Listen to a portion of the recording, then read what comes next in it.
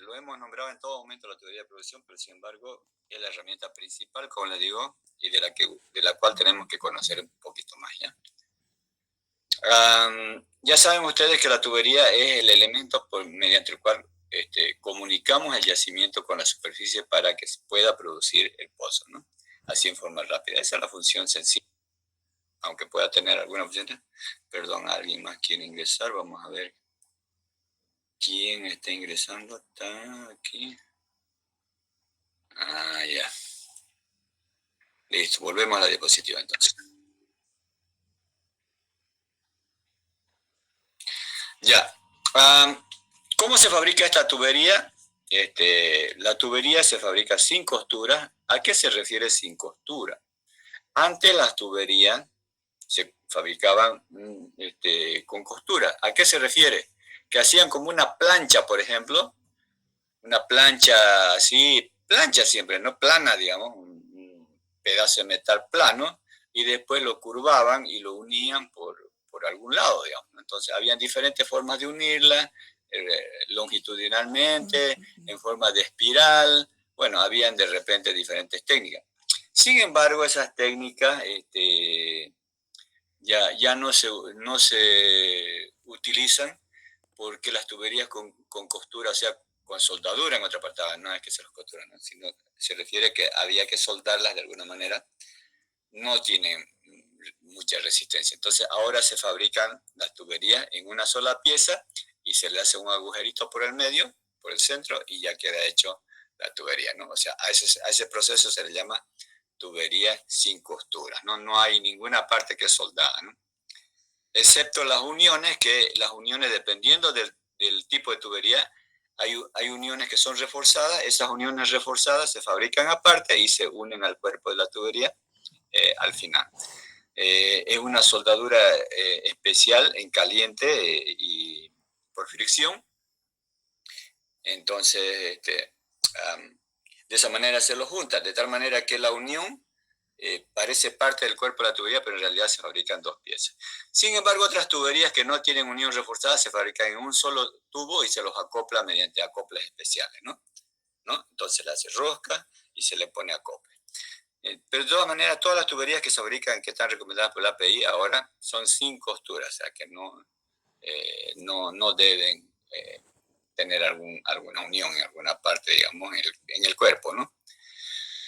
¿De qué se hace la tubería? De hierro, ¿no? Más carbono y un mínimo porcentaje de manganeso. O sea, la parte más importante sería el hierro y el carbono, que es lo que le da la consistencia de acero, ¿no? El hierro es blando y el carbono le da la consistencia más resistente, ¿no? Más rígida también, ¿no? Y se adicionan cantidades pequeñas de manganeso.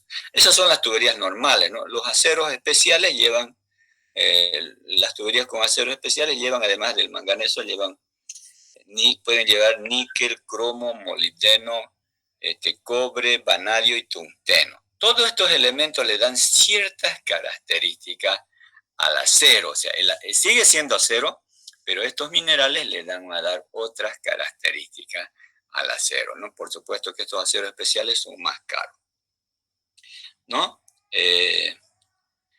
Entonces, todo esto se produce en hornos eléctricos, ¿no? Donde se funden, ¿no? Las tuberías API. El API en sus especificaciones 5CT, o en la ISO también lo pueden encontrar, la ISO 11960. Ahí van a encontrar las especificaciones de fabricación, características, dimensiones, resistencia, todas las especificaciones del tubing, ¿no?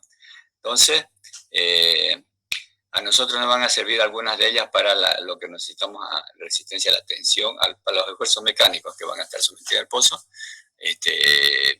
como es algunos factores mecánicos que tiene la tubería, que regula la API también para su fabricación. Entonces, estas tablas que hay aquí, bueno, son interesantes para manejar algunas propiedades tubing, ¿no? Algunas propiedades mecánicas del acero. Todos los aceros, no solamente para el tubing, tienen algunas características, se llaman resistencia, ¿no? Es la resistencia que el acero puede soportar antes de que ocurra una falla, ¿no? que se refiere, comúnmente la resistencia se la determina a la resistencia a la tracción, ¿no? Quiere decir que si lo jalamos a la tubería con fuerza, con dos fuerzas contrarias, en sentido contrario, va a tener una resistencia a la rotura, ¿no? O sea, va a tener una resistencia. No todos los aceros van a tener la misma resistencia porque hemos dicho que hay diferentes grados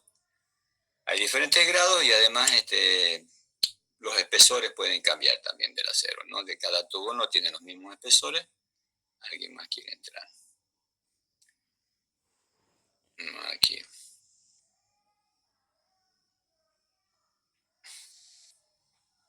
Ya, a partir de las 10:30 ya no voy a volver a la ventana de entrada porque ya, bueno, perdemos mucho tiempo cuando volvemos a la ventana de entrada.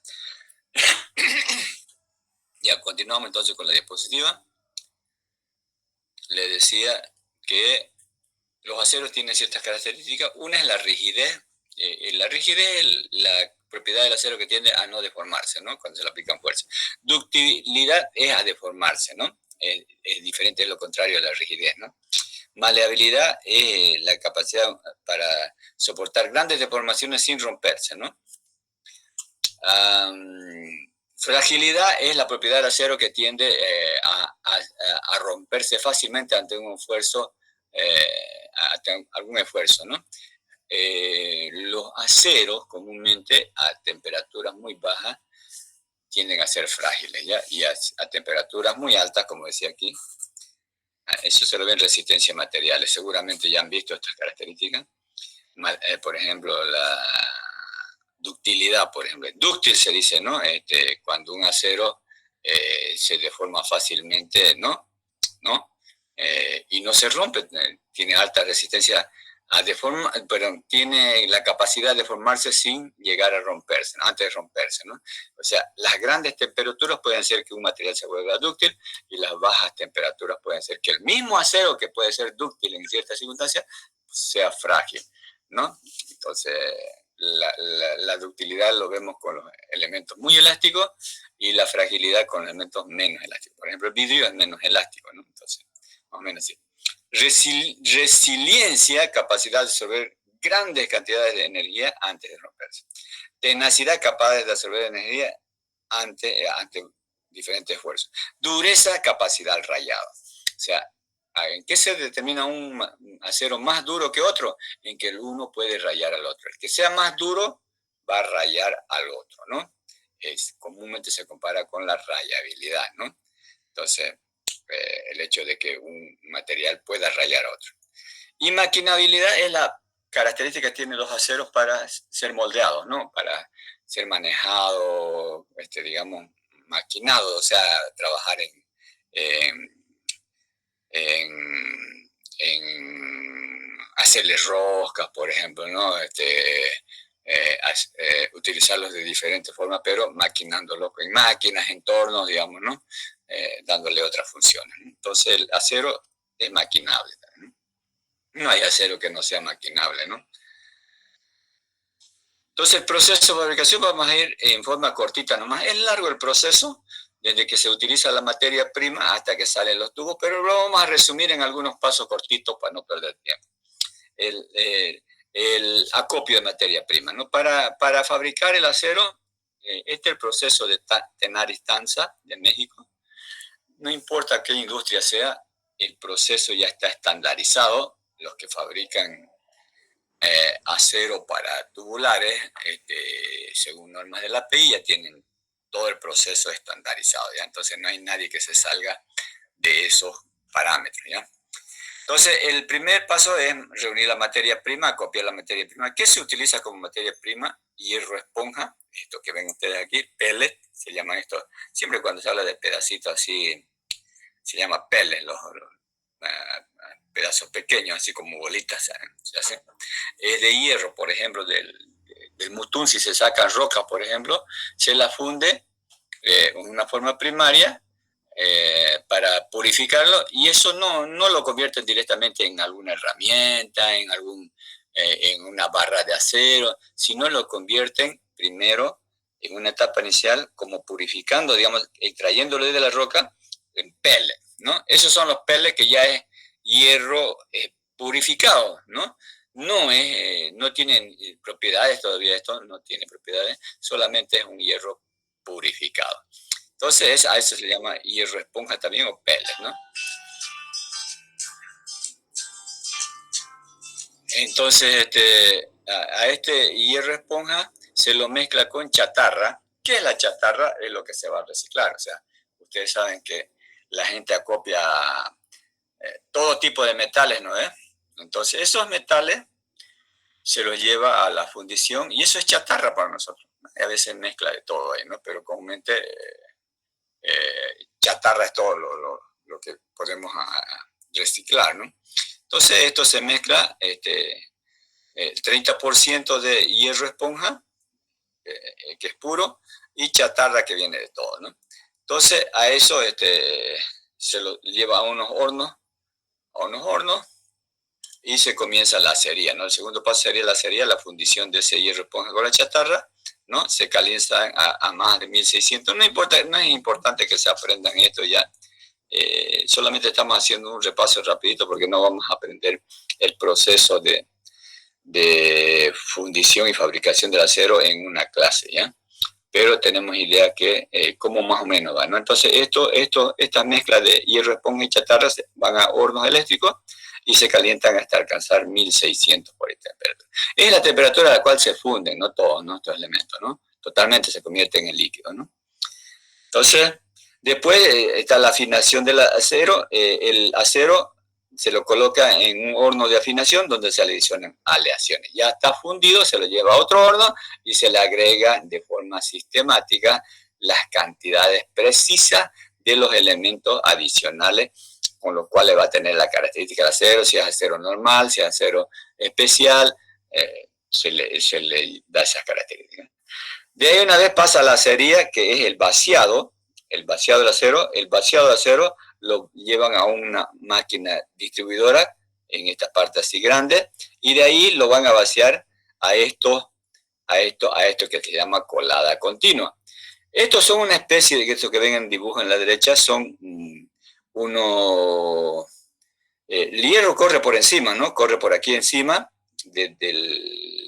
la colada se llama, y entra a estos moldes. Cada uno de estos moldes es como un cilindro de cerámica donde el acero ingresa en forma líquida y se forma el tubo, ¿no? Aquí se obtienen las barras de acero, ¿no? Ahí se llama colada continua. ¿Por qué? Porque viene el acero, corre por la parte superior y va ingresando a los moldes donde se fabrican las barras, que se le llama tocho a esta barra, ¿ya? Tocho, ¿ya? En realidad ahí se fabrica el tubo, una barra de acero sin agujero, ¿no? No tiene agujero aquí, porque es un molde para fabricar una barra sólida, ¿no? Después de eso entra al laminado. En este caso el tocho, esa barra de acero, pasa por un proceso. No vamos a indicar el proceso, ¿no? Pero sin embargo, en ese proceso lo tienen que también hacer el agujerito al centro, o sea, de acuerdo al diámetro interno que se le da, ¿no? Entonces, a ese proceso se le llama laminado. Todo ese proceso, porque tienen que calibrar, va pasando por unos dispositivos donde le van dando claro, le hacen agujero al centro y va pasando por un dispositivo donde le dan dando el diámetro externo preciso, digamos. Entonces, ¿cómo se hace el agujero? Otro tubo ingresa por el centro de la barra de acero, que está sumamente al rojo vivo, y le hace el agujerito, ¿no? O sea, atravesándola, ¿no? Entonces, de esa manera se construye el diámetro interno, ¿no? Y hay aparatos que van rodeando la parte externa del tubo, le dando el diámetro externo preciso, ¿no? Entonces eso es lo que se hace, ¿no? Y después se lleva a un piso de enfriamiento, ¿no? Un piso de enfriamiento donde se enfría el tubo a una cierta temperatura, ¿no? Después de eso, el tubo no tiene todavía las características de resistencia y todo eso, entonces va a tratamiento térmico. ¿ya? El tratamiento térmico, hay diferentes tipos de tratamiento térmico, ¿ya? De todas maneras, ¿con qué se hace con el tratamiento térmico? Se lo vuelve a calentar el tubo hasta una cierta temperatura nomás y luego se lo somete al enfriamiento rápido, digamos, ¿no? Entonces, ese es el tratamiento térmico. ¿Qué pasa cuando un tubo se calienta, digamos, y se lo enfría rápidamente? Cambia sus propiedades, totalmente sus propiedades del acero, ¿no? Entonces, esos procesos térmicos no lo vamos a aprender ahorita, pero de todas maneras se entiende que hay procesos estandarizados. El acero se lo tiene que llevar a ciertas temperaturas para que luego lo enfriemos también a cierta temperatura. No a cualquier temperatura lo vamos a calentar, ni a cualquier temperatura lo vamos a enfriar. ¿Por qué? Porque saldría cualquier cosa. Entonces ya los procesos están estandarizados para darle ciertas características, entonces ciertas propiedades parecidas a algo, digamos, ¿no? Entonces, en otras palabras, se quiere lograr un acero que cumpla ciertas características de algún mineral, digamos, ¿no? Entonces, ya esos procesos están estandarizados. Entonces, en eso consiste el tratamiento térmico para sacar estas tuberías, por ejemplo, C75, L80, tienen la misma composición esta C75 y la L80. ¿Y por qué tienen diferentes resistencias? Porque no se someten al mismo tratamiento térmico. En otras palabras, dirán ustedes, C75 es la misma, eh, son diferentes tuberías, diferente acero, porque el C significa el tipo de acero, la aleación, y el número significa la resistencia a la máxima de atracción que se le puede dar al tubo por pulgada cuadrada. Sin embargo, los tratamientos térmicos sacan la misma composición del acero con diferente resistencia. Ya eso es importante que lo entiendan porque a veces pensamos que todas estas composiciones que están aquí, cada uno de ellos es diferente, digamos, su composición. No es cierto. Algunas de estas son las mismas composiciones, pero con diferente tratamiento térmico.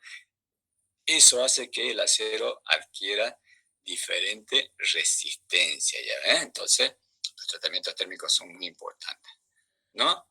Entonces, el templado, por ejemplo, ustedes hablan de vidrio templado, ¿qué es el templado? No es más que un acero, digamos, este es un tocho, ¿no? El que ven a la derecha aquí. Este, por ejemplo, ha sido calentado a una cierta temperatura, por ejemplo, el templado. Aquí se ve el efecto de templado, ¿no? Este tocho se lo calienta hasta 860, fíjense, hasta 860 grados en un horno, y luego se lo somete a una agua que está a 40 grados centígrados. Fíjense, el agua no debe estar completamente fría, si no se va a cristalizar el acero. Entonces tiene que estar a 40 grados. Ya, claro, se regula la temperatura del agua. Entonces el tocho esto se lo mete aquí a esa temperatura. De estar a 860 se lo somete a 40 grados centígrados y cambia su resistencia a ese aspecto. ¿Qué va a pasar con este acero? Se va a volver más, el templado hace que se vuelva más rígido el acero. ¿Entienden, no? Menos dúctil y más rígido. Que a eso le da una característica de un cierto mineral que ya ellos ya lo tienen establecido como un parámetro para medir el temple del acero, ¿ya? Entonces, es más o menos así los tratamientos. Hay diferentes, no vamos a entrar en detalle de todos los tratamientos, ¿ya? Pero más o menos así se hacen, por ejemplo, aquí hay tratamiento de revenido, que es otra temperatura, ¿no? Entonces, también hay el normalizado, que también se hace para ciertas tuberías, ¿no? Para las menos resistentes, ¿no? Entonces hay diferentes tratamientos para las diferentes tuberías, de acuerdo a los grados que van a sacar. Entonces, no es solamente fabricar el tubo con una aleación. En otras palabras, mezclar acero, hierro esponja con chatarra, digamos, y a darle los aditivos necesarios, sino que también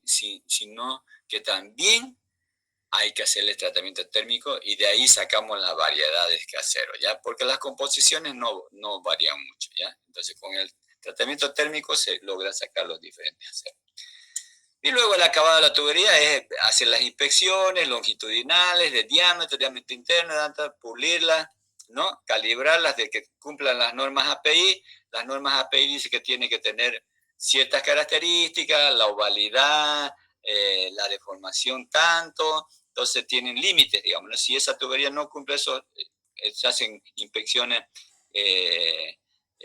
con instrumentos de alta precisión, comúnmente inspección electromagnética, con instrumentos de alta precisión, que se detectan estas fallas. Si en las inspecciones se detectan fallas en cuanto a los límites máximos y mínimos de deformación que puedan tener ciertos parámetros de la tubería, pues se desecha la tubería, ¿no? Entonces no puede salir al mercado porque no está cumpliendo las especificaciones API. Entonces para eso se hace en el acabado, ¿no? ¿No? Entonces aquí ya se le está dando la precisión, se le hace la prueba hidrostática, las roscas.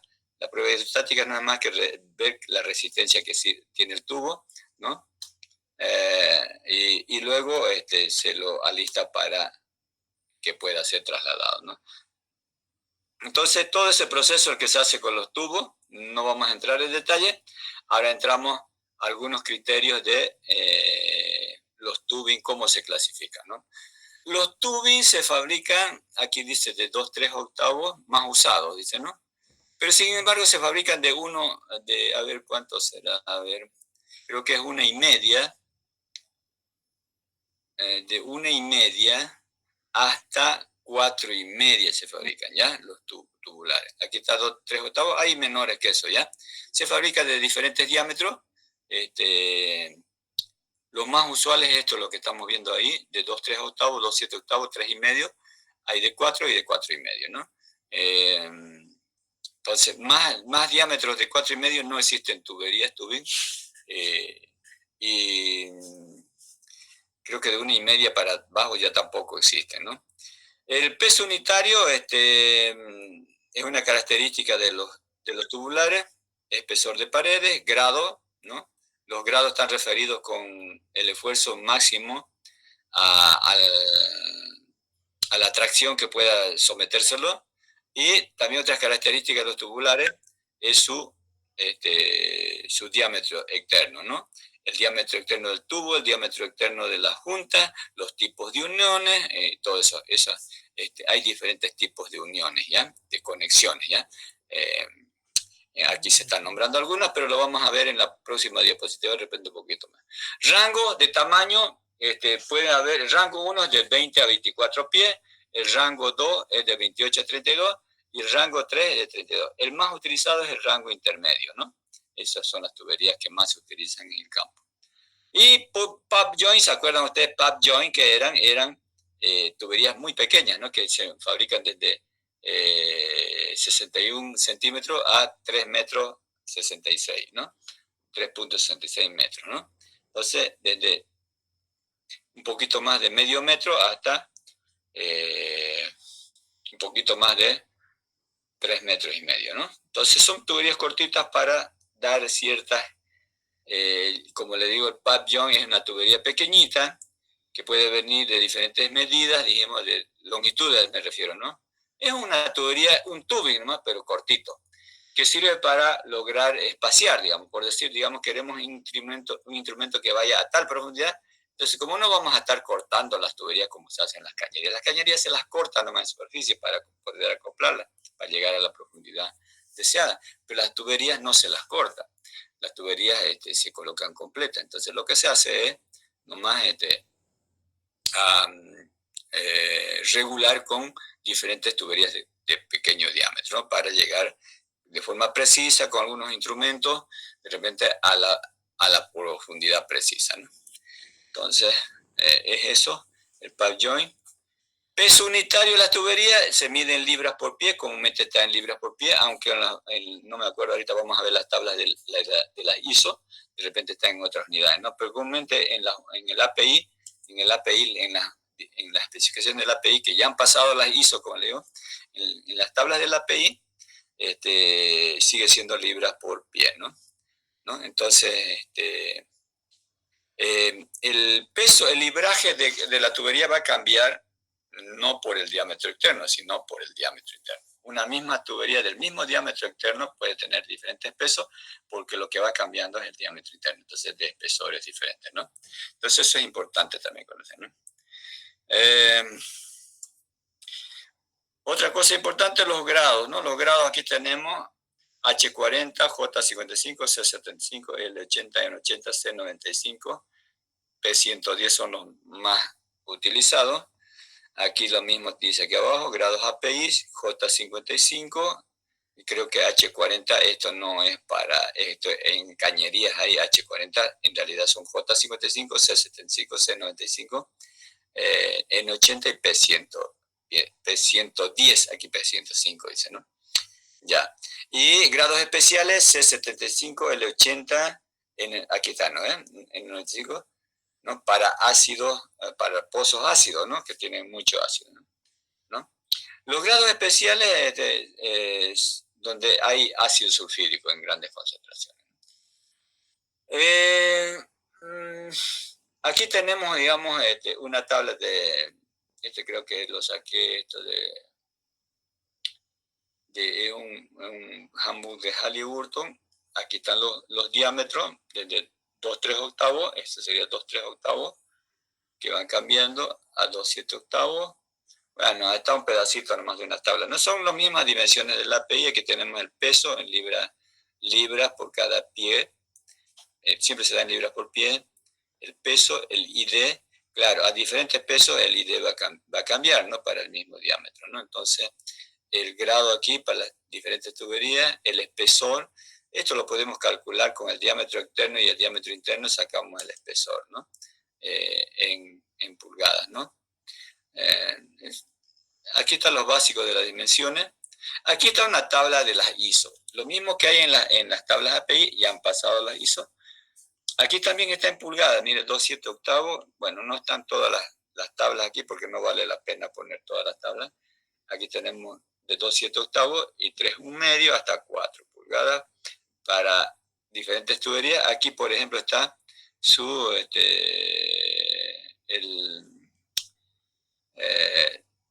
los tipos de juntas que va a tener. Aquí tenemos sin recalque, sin reforzamiento, y aquí con reforzamiento, ¿no? Y algunas características más para los diferentes diámetros. No todas las características de las uniones son para los diferentes diámetros, ¿no? Entonces, eso es importante. Aquí está el diámetro interno, aquí 2/7 octavos, aquí está el diámetro interno para esta, el diámetro interno para esta, y así sucesivamente. ¿No? El peso, aquí está el peso de la unión, aquí el peso de la unión, esto, ¿no? APSE, este es el peso non APSE, tubería y conexión, es el peso de la unión. Claro, el peso de la unión a veces es más mayor que el peso del cuerpo de la tubería, ¿no? Porque si es reforzada, entonces va a ser mayor. Y fíjense, dependiendo del tipo de unión, las que no son reforzadas tienen menos peso la unión, y las que son reforzadas tienen un poquito mayor de peso. Se supone, ¿no? Las reforzadas. Reforzadas quiere decir que son de mayor diámetro las uniones, ¿no? Y las que no son reforzadas tienen menor diámetro, por eso son más frágiles, ¿no? También ahí se ven los espesores y los diferentes grados, ¿no? Qué características aquí las uniones. Estos de aquí, PNU, son los tipos de conexiones, ¿ya? Para cada grado y diámetro, ¿ya? Entonces, es una tabla también. Aquí yo le puse las características que significan las letras P, digamos, U, N, entonces tiene que ver con los tipos de uniones. Ya no vamos a entrar en detalle porque no estamos avanzando rápido, ¿ya? De todas maneras, esto de aquí son características de las uniones. Aquí está otra tabla también, que tiene también lo mismo que la anterior, solamente está para diferentes tuberías, ¿no? Tenemos el espesor, el diámetro interno de la unión, esto es para el diámetro interno, aquí está el OD de la tubería, el tipo de conexión, ¿no? El peso de la conexión por cada pie, que no es el mismo el peso del tubo, Depende de la unión, ¿no? Si la unión no es reforzada, va a tener el mismo peso el tubo, pero si la unión es reforzada, va a tener más peso por pie que el tubo, ¿no? Eso es importante, ¿no? Entonces, es otra tabla. Y algunos conceptos para que lo entendamos de repente nosotros, diámetro nominal. ¿Qué significa el diámetro nominal? Es el diámetro del cuerpo del tubo, ¿no? El diámetro del tubo, el diámetro externo, ¿no? Diámetro interno es el diámetro interno del tubo. Peso nominal es el peso del cuerpo del tubo y peso aproximado el que incluye las uniones. Entonces, para fines de cálculo, por ejemplo, la tensión, no debemos utilizar solamente el peso del cuerpo del tubo porque las uniones, dependiendo del tipo de unión, puede ser que pese más el tubo con más las uniones. Entonces hay que ver el peso aproximado. Ovalidad es el grado en que la geometría, el cilindro se puede deformar, ¿no? Se puede achatar, ¿no? Por eso que la API regula cuánto máximo de ovalidad puede tener esto, digamos. Entonces, si tiene un índice de ovalidad alto, pues tiene, bajo los criterios que tiene la API, pues tiene que desecharse. El drift es la capacidad que tiene, digamos, un tubo para alojar o dejar pasar una herramienta por la unión. Comúnmente las uniones, como son a veces las partes críticas por donde vamos a hacer pasar la herramienta, eh, debemos nosotros tener un calibrador para decir, bueno, en la tabla de la API, por ejemplo, dice, a ver, dice diámetro interno, digamos, 3, digamos, ¿no? Me estoy inventando, ¿ya? Me estoy inventando, es para un ejemplo, ¿no? Diámetro interno 3, pero drift no va a ser 3, va a ser, por ejemplo, 2.8. ¿Qué significa ese drift?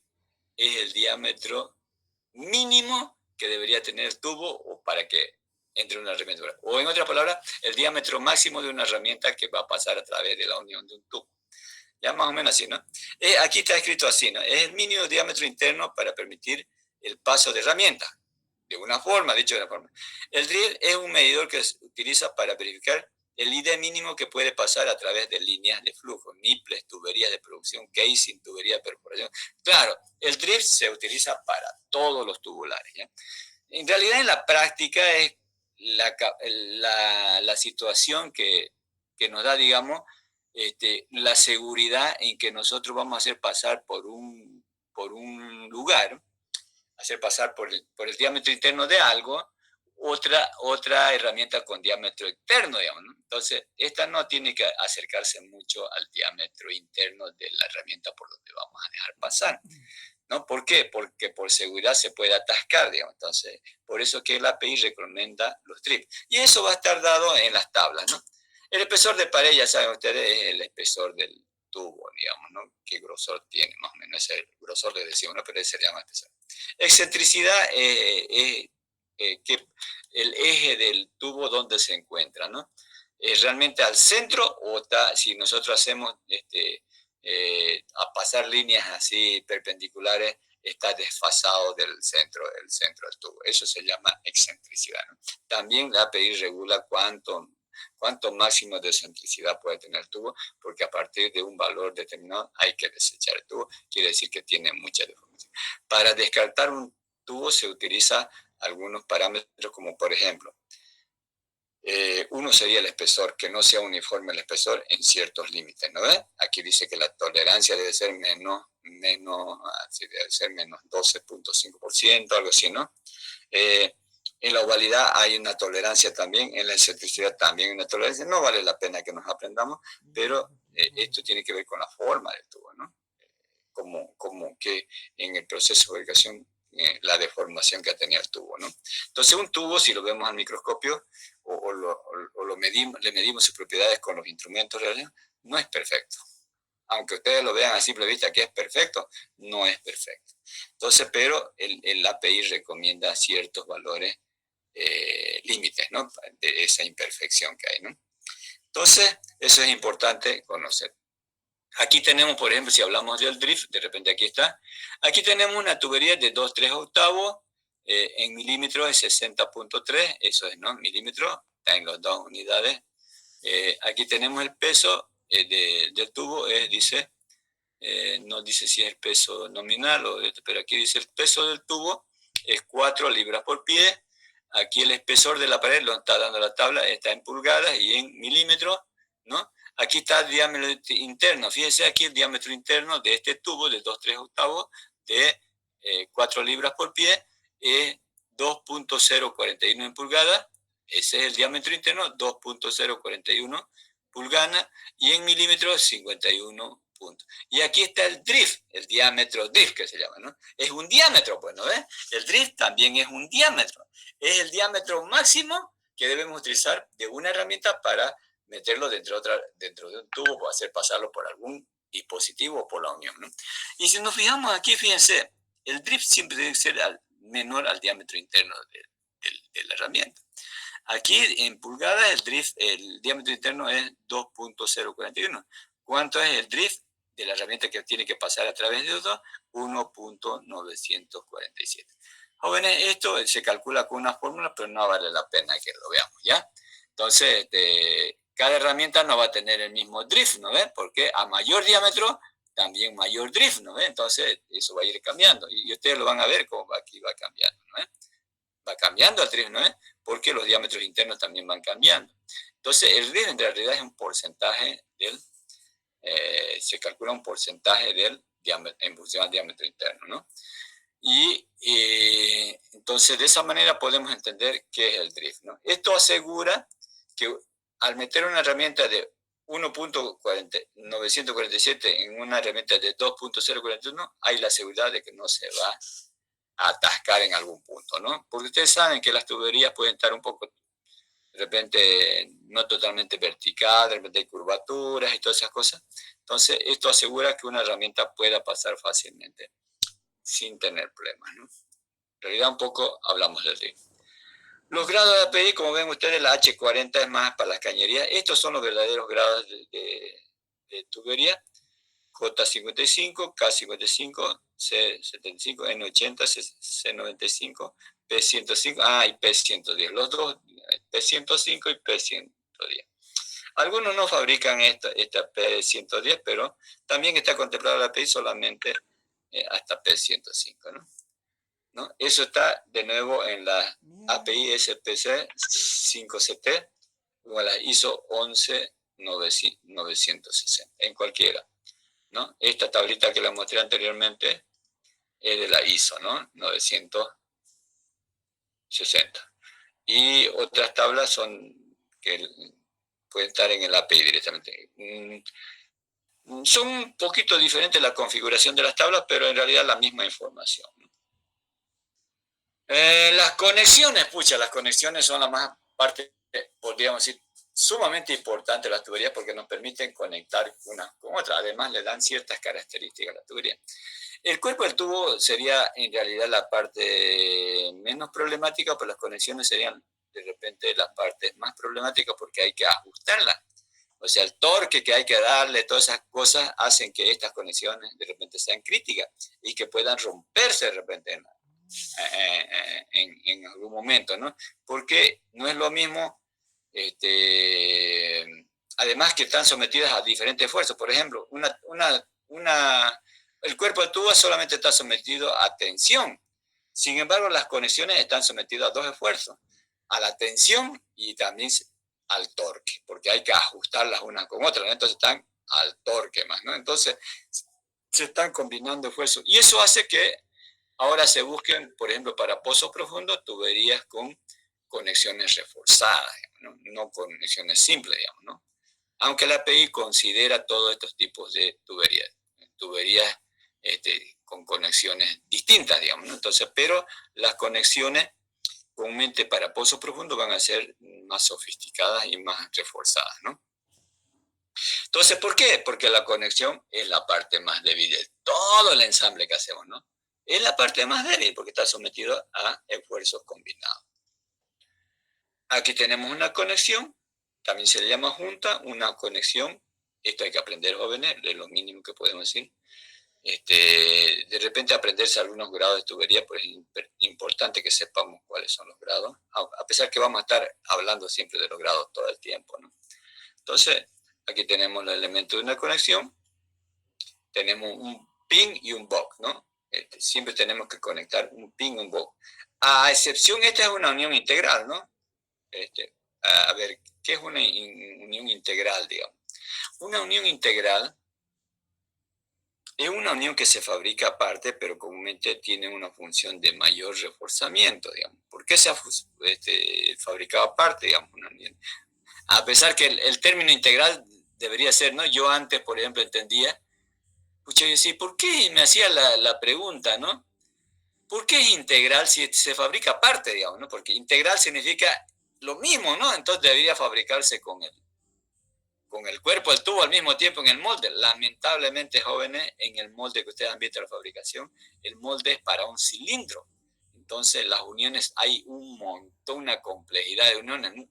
Serían interminables los moldes de cada molde con su cilindro y su unión, sería un desastre, ¿no? No tendríamos la cantidad suficiente de molde para hacer el tubo entero con más unión, ¿no ves?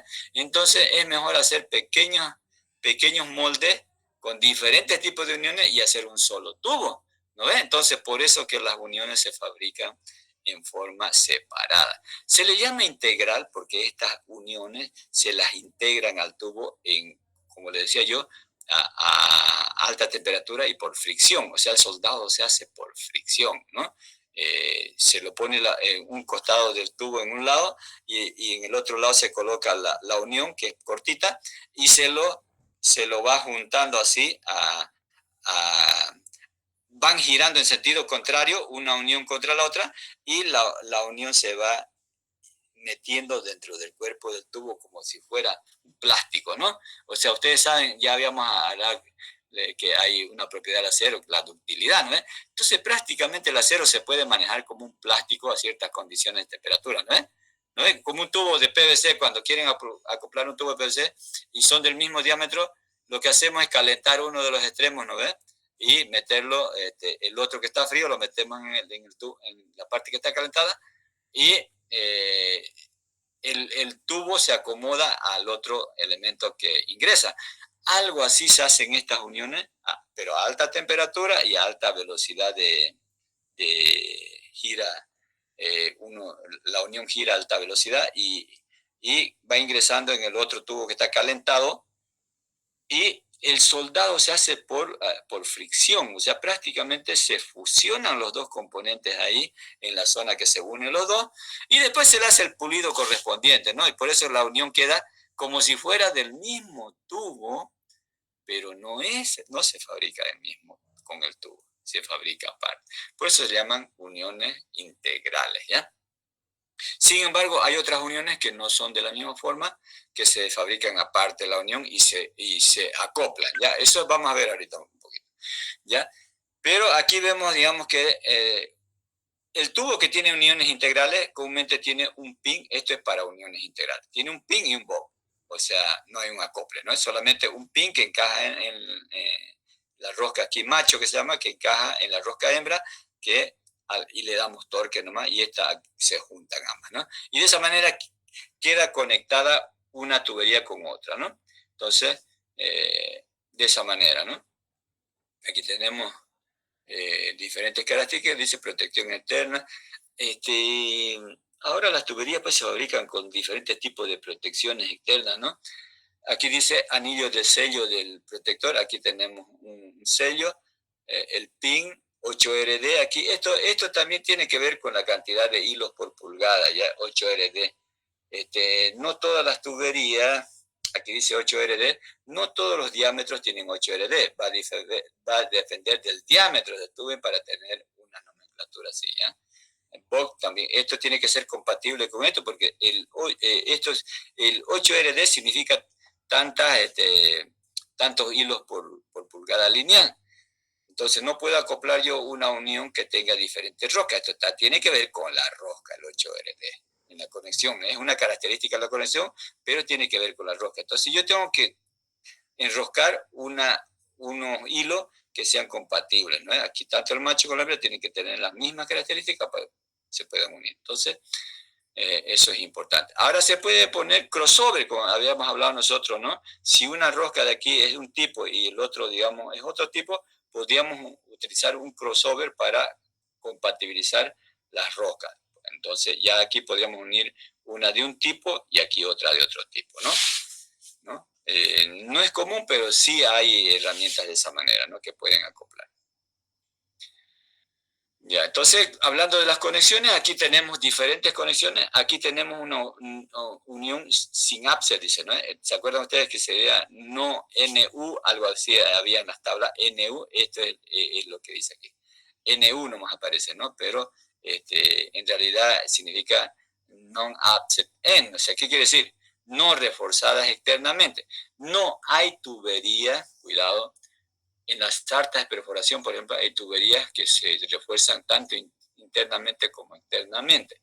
En las tuberías, por cuestiones de que vamos a hacer pasar herramientas por dentro del interior de las tuberías, registradores, otros dispositivos, cañones, o sea, se fabrican reforzadas internamente. Los refuerzos que van a ver las uniones van a ser externos, por fuera, no internamente que afecten al diámetro interno. Por eso todas las tuberías van a ser con reforzamiento o sin reforzamiento externo. No hay interno. Aquí tenemos sin reforzamiento. ¿Por qué? Esta no hacen NU, se le llama simplemente NU. Es una unión NU, esta acople es NU. ¿Por qué? Porque aquí viene la tubería, fíjense, y tiene pin. Esta otra baja y pin, o sea, se utiliza un acople, esta cupla. Entonces, no tiene ningún reforzamiento porque la cupla es aparte. La cupla solamente tiene función no de reforzar, sino de permitir la unión pin con pin de ambos tubos. Entonces, estas tuberías que no son reforzadas van a tener acoples roscados en ambos lados. Dos pin, no como estamos viendo aquí, una integral. Estas tuberías tienen un BOC y un pin, ¿no? Por arriba, bueno, esto es relativo cuál es arriba, ¿no? Pero la tubería en sí va a tener un pin, un BOC y un pin en la parte inferior. ¿Por qué? Porque las tuberías siempre se lo ponen, se van metiendo en forma vertical al pozo, siempre con el pin hacia abajo para enchufar en la que ya está, ¿no? Entonces, eso es lo que hace. Pero en realidad no tiene posición cuál es el lado del pin y cuál es el lado del BOC, si está a la derecha, está a la izquierda, eso es relativo, ¿no? Entonces, estas tuberías no tienen un pin y un BOC, ¿no? Estas son tuberías normales, digamos, para pozos de pequeña profundidad, digamos, que no tienen las necesidades de ser sofisticadas, digamos, ¿no? Van a ver los grados respectivos, pero sus uniones no necesitan ser reforzadas. Por tanto, estas uniones están non-upset, LU, significa que fíjense que la tubería se acopla con otra mediante una cupla y en ninguna parte llevan ningún tipo de reforzamiento. Sin embargo, usted ve aquí otra acoplada, ¿no? Distinta a esta, también es una unión, no es una unión integral, pero es acoplada, ¿no?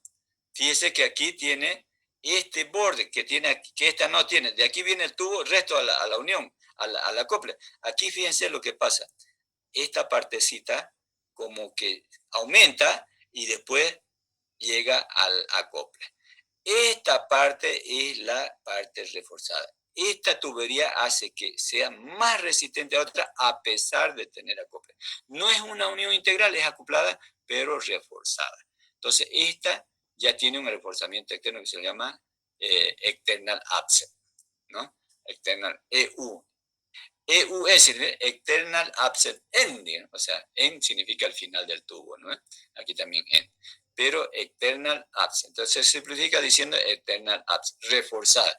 Este pedacito de aquí que antes de unir al acople ya refuerza el tubo, hace que la tubería esta sea, la unión, ¿no? De esta sea sumamente más resistente que esta, a pesar de que el acople se parece, ¿no? Pero es externamente. Y al hecho no hay tuberías tubing que se refuerce internamente porque si no variaría el diámetro interno.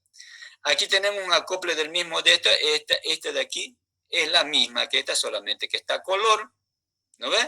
Esta es la misma que está a color, y esta es la misma que está a color. Esta es con reforzamiento, external upset, y esta es non-upset, ¿no? Entonces, aquí vemos uniones integrales, aquí ya cambia la cosa, digamos, ¿no? Esta es unión integral, external absent también, pero uniones integrales. Estas son uniones normales, ¿no? Normales, ¿no? Entonces, fíjense que aquí la tubería tiene un BOC y también tiene un pin. Ya no se utiliza un acople. Aquí ya no se ve el acople aparte, porque esto es una pieza, un cilindro BOC aparte, que se lo enrosca, se lo conecta y se conecta con la otra, ¿no? Ambas tuberías van a ir así, ¿no? Acopladas con ese acople. Este acople es independiente de la tubería. Este acople ya no es separado, no es independiente, está en la misma tubería. Entonces aquí yo tengo el BOC y la otra tubería viene a enchufarse por arriba con su pin. Y aquí esta también es reforzada porque fíjense que aquí viene el diámetro externo del tubo y aquí se ensancha hasta llegar al diámetro máximo de la unión. Estas integrales en cuestión de resistencia van en esta orden. Esta es mayor que esta aquí reforzada, que también es reforzada, pero no es integral, y esta es más resistente que esta, que no tiene ningún reforzamiento. Entonces, para pozos profundos, las tuberías van a ser de este tipo. Para mediana profundidad, de repente de este tipo, y para baja profundidad, de repente así, sin reforzamiento, ¿no? Entonces, hay que ver esa situación, ¿no? Entonces, tenemos por lo menos 3 tipos de uniones. Aquí tenemos una, esta es la misma que esta es la misma que esta, entonces tenemos 1, 2 y 3 tipos de uniones, ¿no? 3 tipos de uniones tenemos. Estas son las que no son integrales, que hay sin reforzamiento y con reforzamiento, y estas las que son integrales, que tienen, que comúnmente todas estas integrales llevan reforzamiento. No hay así que no tendría sentido que nosotros hagamos una unión integral y sin reforzamiento. Creo que todas estas llevan ya reforzamiento. Aquí tenemos extremos sin ápice, dice, ¿no? Sin ápice, o sea, las que no son reforzadas. Tenemos de 10 hilos por pulgada, ¿no? La cantidad de hilos por pulgada es 10 hilos por pulgada, y las con reforzadas 8 hilos por pulgada. ¿Cuáles son más resistentes? Aquí tenemos, los hilos son más reforzados.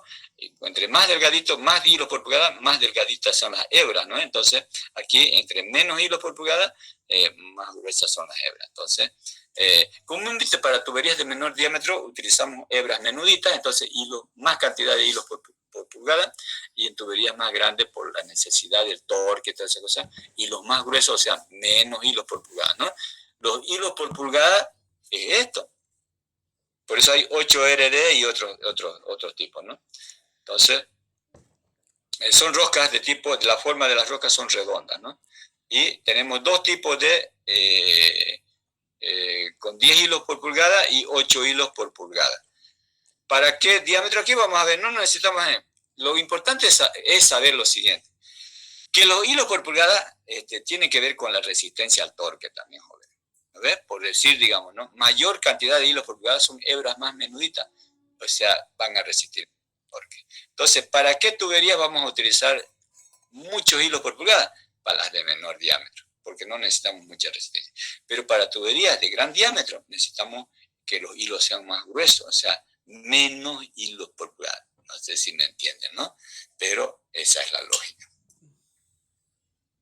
Aquí tenemos esta unión, estas son uniones normales, acopladas, fíjense aquí, esta es la unión. Este acople es una copla, como las tuberías que uno compra en el mercado y compra los acoples aparte, ¿no ves?